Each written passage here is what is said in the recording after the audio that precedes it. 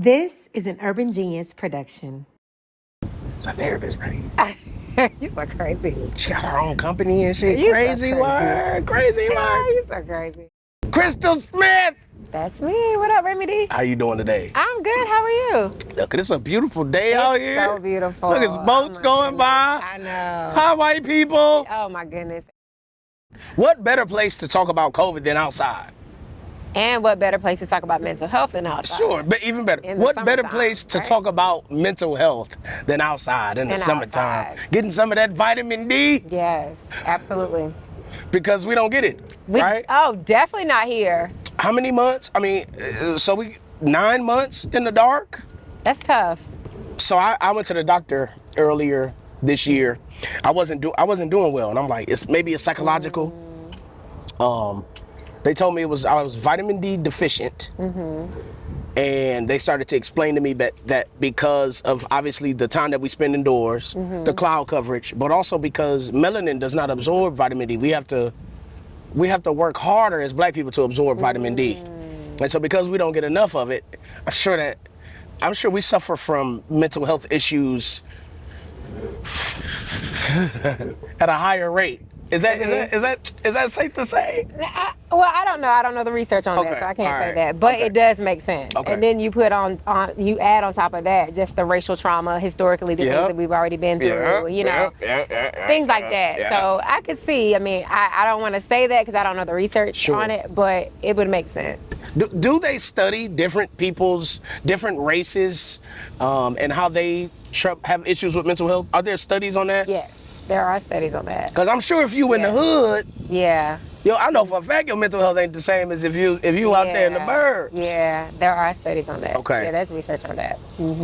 So today I was really thinking that we talk about COVID and the long-term effects that COVID may have had on us psychologically.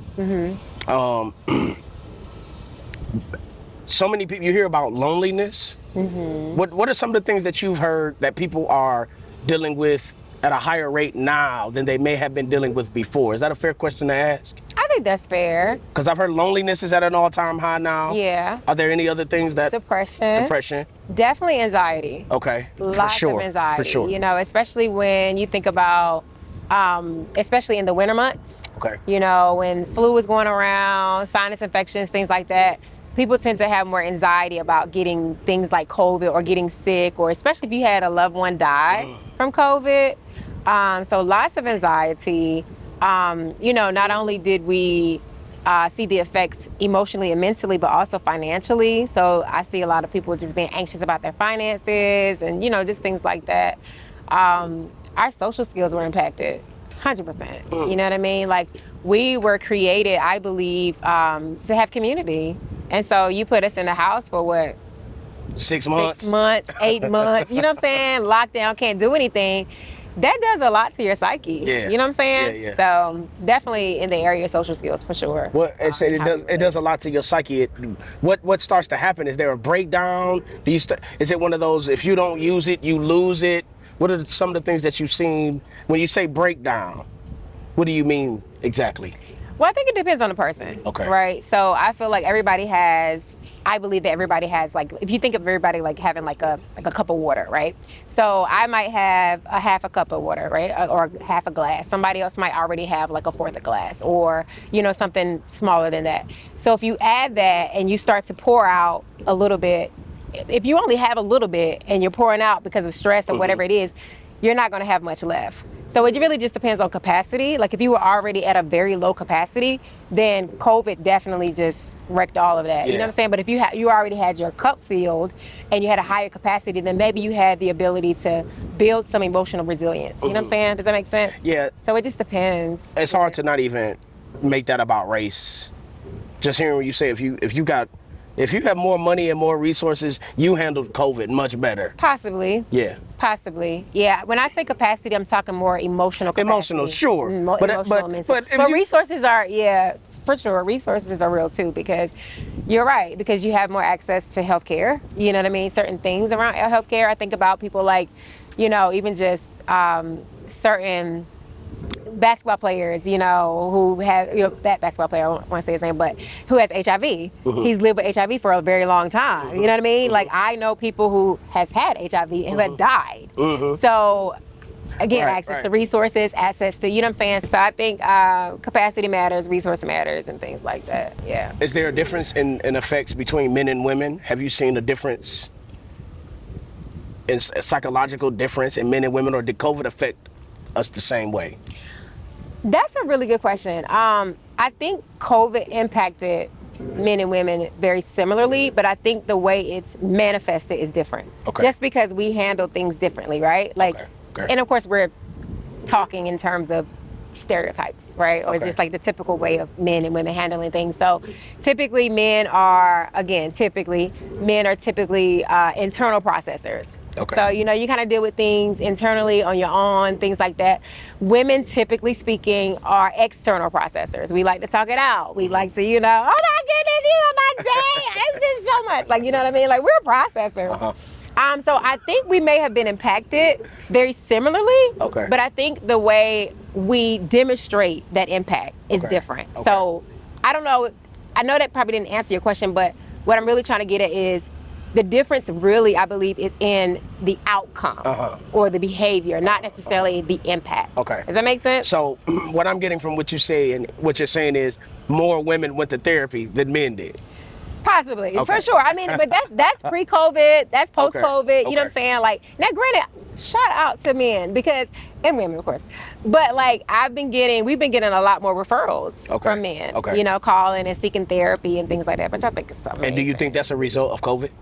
It could be. Yeah, it could be, potentially. I think what COVID did was just highlighted, even if you had issues, we all have issues, right? We're all human, we all go through things. So I think COVID really highlighted what was already in there. You see what I'm saying? Like, yes, it brought on additional stressors. Yes, it brought on additional things, but it highlighted what was already in there. So if you already struggle with like seasonal depression, COVID just made it worse. And so after COVID, it's like, you know what? I need some help because now I can't go shoot hoop with the boys, or I can't, you know what I'm saying? I can't go to the gym. I can't, engage in my usual coping mechanisms because I got to be in the house. So I think it magnified what was already going on, and it allowed people to see, like, I need some assistance. There's been a rise in you said anxiety, depression, things of that nature. After all of these years, people are still dealing with it, right? At a higher rate, even 5 years later? So, yes and no, right? So, I'm not too I know that question is complicated. Yeah, so I'm not too versed in all the research literature, right? But there is a lot of research literature about like the effects of COVID. So yes, it definitely had an effect, emotionally, mentally, all the things, right? But I don't know if there's a lot of research that focuses on specifically, is this anxiety directly linked to COVID? You know what I'm saying? Like, does that make sense? So I'm not sure if that, if the increase in anxiety, increase in stress, depression is directly linked to COVID. Now, definitely COVID played a factor for sure. Sure. You know what I'm saying? Because our lives changed. 100%. And so that's why I didn't want to ask you. I wanted to ask you about people returning to normal, but I think this is the new normal. It's a new normal, yeah. But the anxiety is a result of this new normal. Yes. How do people deal with that?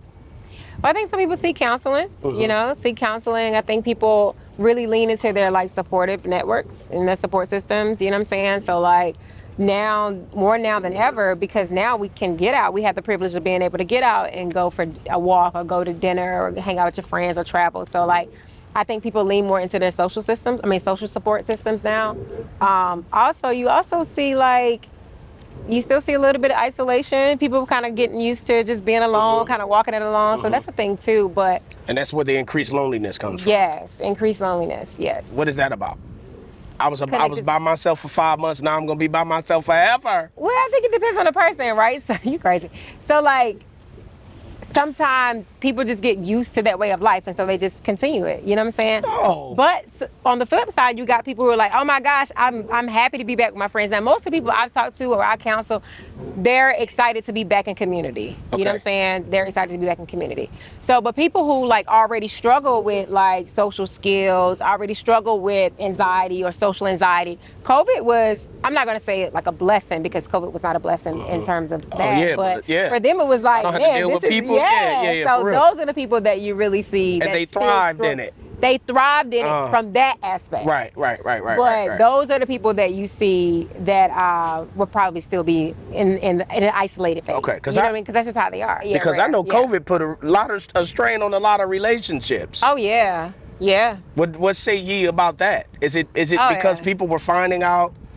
You know, I know you don't know the full answer, but it may be some things that you have seen. Is it because they were dealing with shit on their own before COVID, and then it was, like I said, illuminated because of COVID, and then did they see things in their partner that they didn't like, or what do you think is going on there? I think both.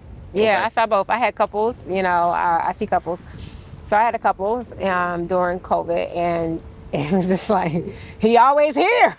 She always here. You know what I'm saying? It's like, dang, I mean, can you go in the kitchen? You know what I'm saying? Like, for at least 20 minutes, like, bro, what you doing? Like, so, you know, you're always with them. There's no way of escape, you know, for like a better term. And not saying you got to escape from your man. Yeah, but no, that's what it sounds like.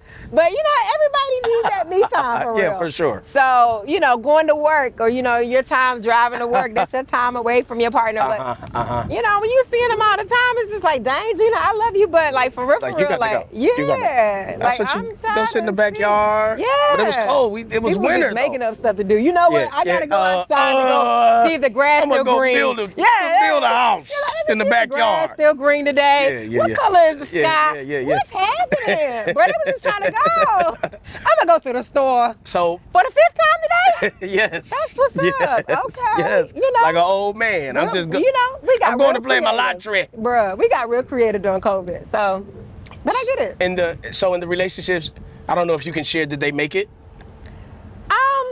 I don't know, honestly. Yes. Damn. You said I just prayed for them. I mean, I don't know, you know, because I don't see them anymore. Okay. But I don't know. Yeah, I really don't know. Do you think they made it? I think 1 out of 2. So we 50-50. Okay, all right. So you had 2 couples. Can you share what the difference is? Or the similarities in those relationships were, the stresses that you were seeing? And well, I won't get into all of that, right? So, because I don't want to dig into like client confidentiality. Yeah, sure. Okay, but I mean, like, so I was speaking in more general. That's what I mean in general, because we can't speak to who's ever watching. Like, she's talking about me, lawsuit. Oh damn, no. You gotta sign. No. Yeah. But I'm thinking about the viewer who may have been in a relationship or are still in a relationship, but may see some differences. And I'm wondering if you can speak to that, because maybe that'll help them, like, oh, that's what the fuck we going through. Okay. So does that exist? Is there the differences? Yeah, because I know you said you speak in general. Yeah, absolutely. So, I mean, you know, every relationship, regardless of whether or not we realize that we have expectations. We do. You know, like when I sit down, I expect this bench to hold me up. Right. You know, so even though people say, oh, I just drop all my expectations, it's impossible. You know what I'm saying? When I get in my car, I'm going to expect that my car will crank and that I will get to where I need to go. But the challenge is, in relationships, we have unspoken expectations. Okay. And so unspoken expectations then turn into assumptions. Okay. Because now I assume that you know what I need. But you don't communicate that. So if you don't communicate that, that's where the problem lies. So one of the biggest issues in couples in general without COVID is communication. You know what I mean? Like, I need this, but you should know this because you should know me. And now I'm getting attitude because you don't know that I need this, but I never communicate. You know what I'm saying? But I never communicate that. Make sure they heard that. Right. But the hard thing about COVID is, you didn't know who you were. You didn't know what you were becoming. So I'm trying. How can I articulate what I don't know? I'm like a child in this. Exactly. Because the thing is, when you're with somebody, you're with them in the present, but you're constantly evolving. Yes. So when you date or when you're marrying them currently, but who they are also becoming. And so the problem is, a lot of times I always say this with my couples, and now we're kind of getting into a couple talk, but I always say this with my couples, one of the major reasons they don't make it, or if they don't make it, is because one person continues to grow and the other person does not. Or they grow at different rates. So who I was when I met you, I'm no longer that person, right? If it's a 10-year relationship, 5 relationship, I continue to move forward and become, and you didn't. Or you did, just at a different rate. Right. So when you're talking about COVID, you know, loss of identity was a big one, because a lot of times we identify ourselves with what we do. Right. So we don't identify with I am this person, I be this person, I do this. The first time when you walk in a room and you say, hey, how are you? What's your name? What you do? You see what I'm saying? So in COVID, we actually Damn, that's how you hit on. That's how you do it. I'm sorry. Damn, what you do? Like, damn. Right. What you do? Sorry, I didn't mean to, I'm sorry. My bad. So in COVID, I think you saw a lot of this like identity crisis for real. Okay. You know what I'm saying? Because now I'm not really doing what I normally do, so I don't feel as good about myself as I used to. Okay. So if there's an identity crisis at work, there's also an identity crisis at home. Okay. So how do you handle that? So it was a lot of friction. You see what I'm saying? I know I'm a fast talker, so hopefully you follow I it. mean, we'll put captions up. But I mean, this was my thing about getting questions together for this. I knew you were going to say something like this that's just going to take my mind. Because identity crisis is crazy. It's crazy. And there's so many levels to that. That's so nuanced. And so I'll start with, like you said, who are you? What's your name? What you do? Right? And people do internalize that I am I'm a podcaster, damn it. And now I'm not doing podcasts, and now I don't know who I am. And if I've been there for 30 years, and I'm sitting at home, I'm reevaluating. And then what a lot of people went through, they went through their industry changing. A lot of people had to go relearn how to do stuff or learn a new identity. Crazy work. Yep, absolutely. So if you don't know who you are, you know, how can you support your partner or the person that you're with? You know what I'm saying? How can I support, if I was married, how can I support my husband if I'm struggling with who I am? I don't even know how to show up for him because I'm struggling with who I am. You see what I'm saying? So. What does that do to the brain? Does it affect the amygdala? Look at you learning. Okay. You already know, smart. Somebody learning. So what part of the brain is affected by that? That is a good question. So, you know. And what does that stress do to the body? Come on, tell me everything.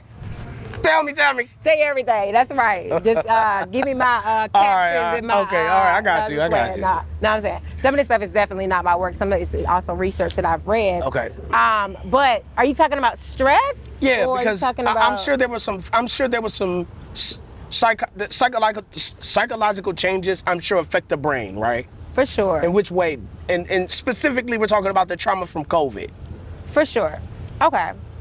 So I'll explain it like this. Okay. And this is something that I'm big on, right? I'm big on spirit, soul, body wellness. Okay. Spirit, soul, body wholeness. So when you talk about the brain, we're talking about the body portion. So trauma has a way of impacting your body and your brain. So we have it's called autonomic nervous system. Okay. Autonomic? Yes. Okay. So, yes. So one side is your sympathetic nervous system. The other one is your parasympathetic. Okay. Okay. And so both of these systems act like a seesaw. Okay. You know what I'm saying? So like they're active at the same time, but one is usually in control, mostly in control. Okay. And so whenever the body goes into trauma or perceived threat, like I always give this example, if a lion walked across this grass right now, every single one of us, all of us, our sympathetic nervous system is going to be... Get the cameras! Right. We're going to immediately go into fight, flight, freeze, and then some people call it, we have a new one called fawn. Okay. What? Fawn, F-A-W-N. Okay. Fuck around and... Fawn, fawn, not the F word, fawn. Praise the Lord. So anyway, that's an acronym though, right? No, it's a real thing. It's fawn. But fawn, F-A-W-N. Yeah. It's not an acronym. No. Fawn is a word. Yeah. What does that word mean? It's kind of like it's almost like the freeze response, like you just like a fawn, Really? like a deer. You know what I mean? Yeah. Okay. I learned something. So, but that's the newer one, right? So the main three are like fight, flight, freeze. Okay. Wow. So, I've never heard the freeze. I didn't know that was. The freeze either? I've never heard that. So the freeze is like everything just, you're not like, I'm about to die, but I'm not about to die. I want to run. I don't know what I want to do, right? People do that shit? Bro, don't you watch these movies? Movies. where they be like, oh my gosh, it's a bear. What do I do? And they just say, you know what I'm saying? You be like, go, you know what I'm saying? Like, you be over there going into flight mode. Like, so that's your sympathetic nervous system, right? So the sympathetic nervous system, what it does is it floods your system with like one of the major stress hormones. It's called cortisol.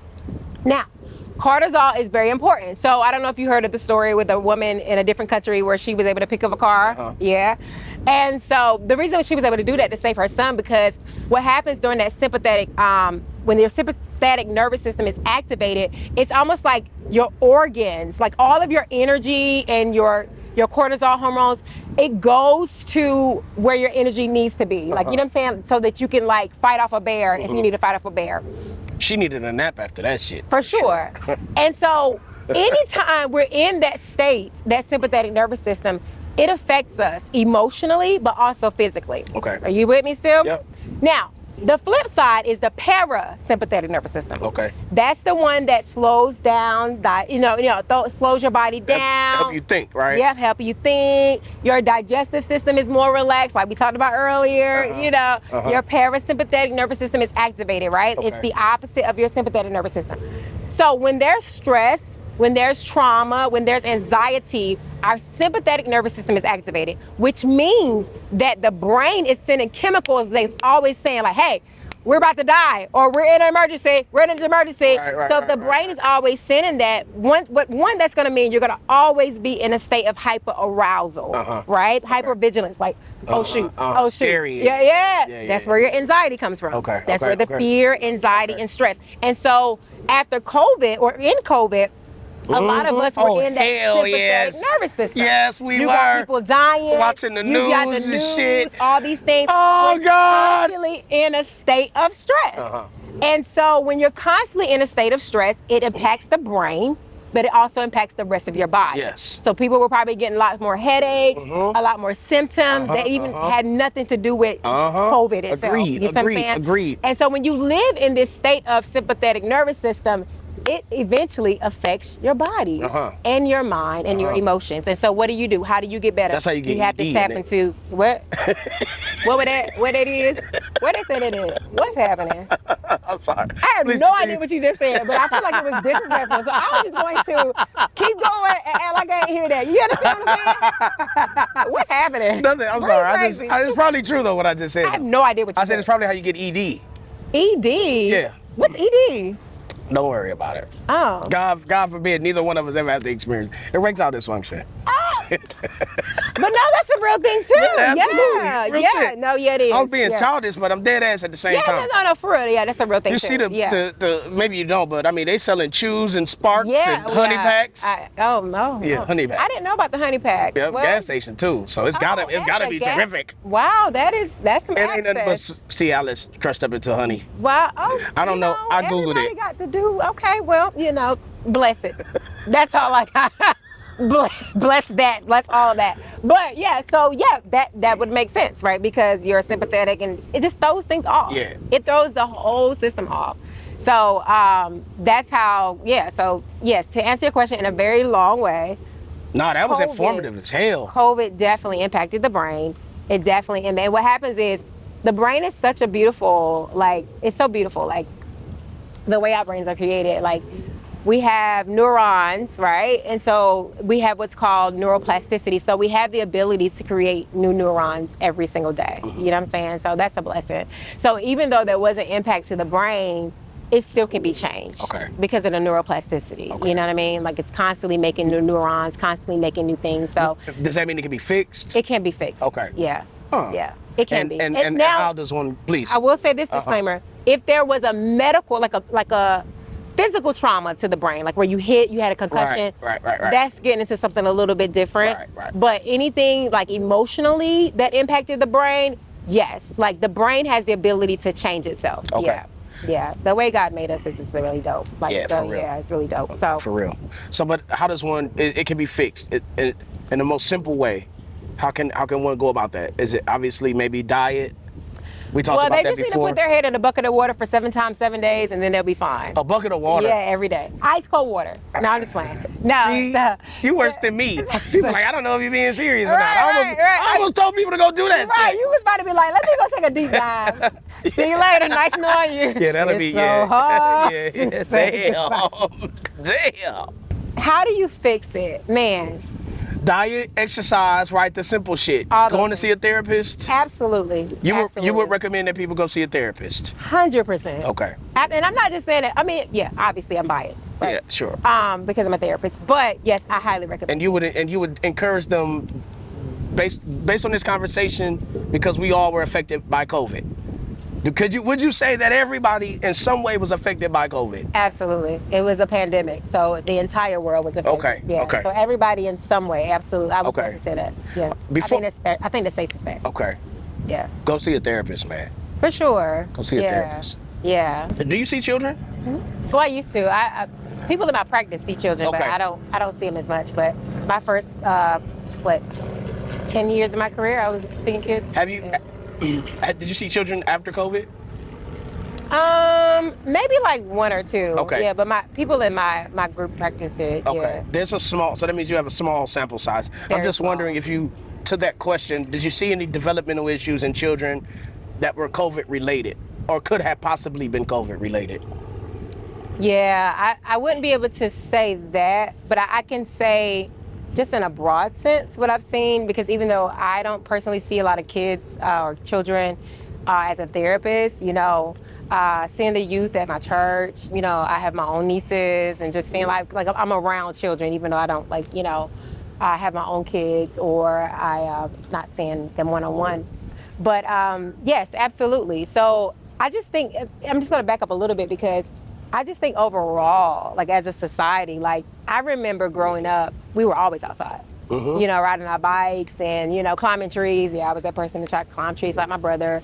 Shooting hoop, running, doing the things like, so like, I feel like just as a culture, we shifted a lot from that, right?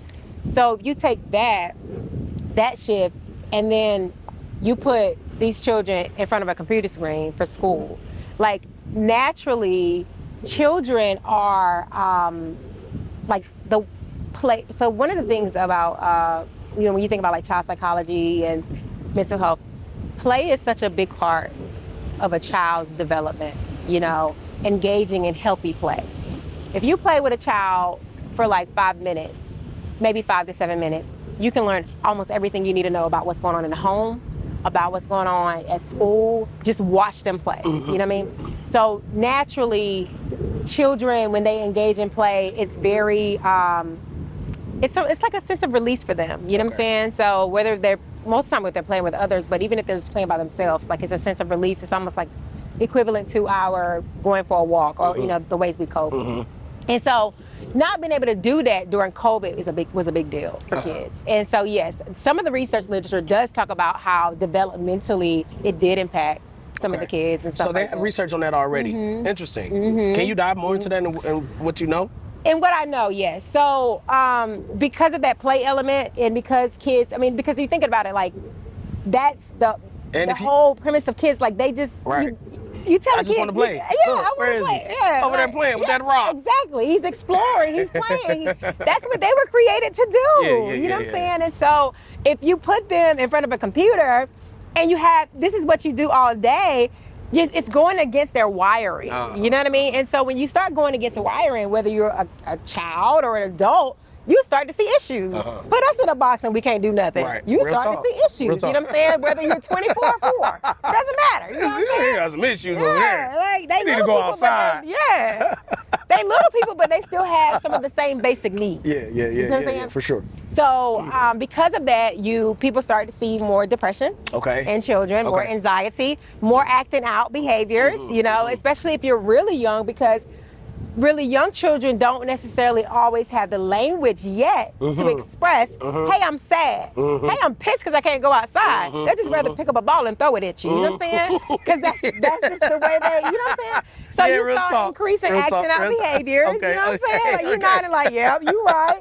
You right. Because Okay. that's the way they express their frustration. You know what I'm saying? Because they don't have the language yet or whatever, or the maturity or the emotional development just yet. Yeah. Depending on what age they are. So yes, definitely an effect on kids. And we also saw an effect on social skills. Okay. You know, now, I mean, this is also just the 21st century era, but now you can't.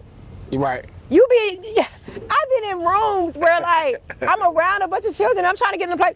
Yeah. Like that's all they're doing. You know what I'm saying? But that's the culture, but that's also COVID too. Right. Because it trained them that this is my safe space. Now, instead of going outside to go play with little Johnny and Erica, I just want to be online playing games with people I don't know. Right. Because it supports my anxiety and my social skills, and I don't have to go and actually put myself out there. You know what I'm saying? Right. So you see a lot more children, I think, this is my opinion, and based on some of the research, with problems with social skills. Okay. Yeah.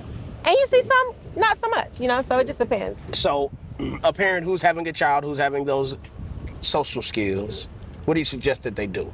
Obviously, go see a therapist, For sure. eat better, exercise. Right. Get off the McDonald's. Those three, get off of the McDonald's. No.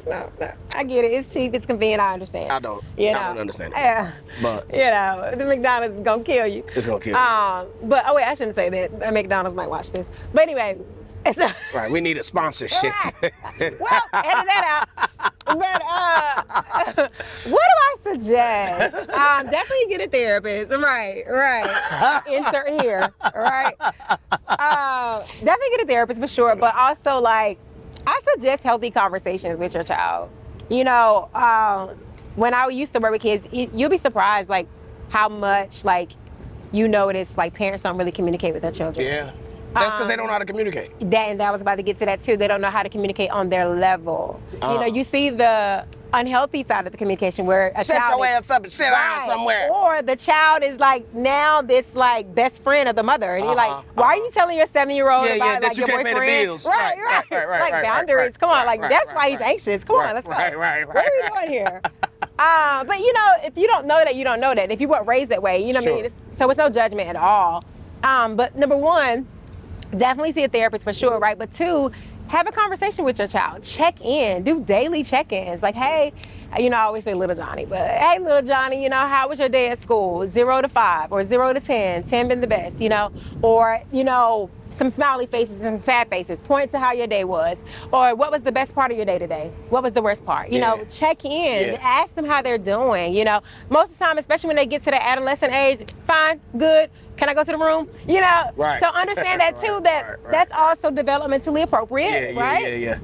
But at the same time, you want to try to be as engaging as possible, you know, but being engaging on their level. You know what I mean? The other thing is challenge them socially. If you see that your child is really just like, oh, I just want to go home and play the online game with all these gamers in like China, you know, like challenge that. Like, it's nothing wrong with that as long as it's healthy and it's safe. But, you know, hey, we're going to spend like 20 minutes on the game. And you know what? Let's actually do a board game. You know what I'm saying? Or let's actually go to the Y and let's go take a swim class. You know what I'm saying? So like challenge them socially as well. Because if you don't do it as a parent, trust me, they gonna just go right with what's natural to them. You know what I'm saying? So those are my thoughts. Is there anything you think that we should, you know, that you should say that may not have been said in this episode? Yeah, I would just say, like, if you notice any change, you know, especially if it's a change that seems to bring you down or in an opposite direction, don't be afraid to like reach out. You know, don't be afraid to reach out for help. You can do Psychology Today. You can Google, you know, therapists in my area. Just don't be afraid to reach out to get help or get support. So.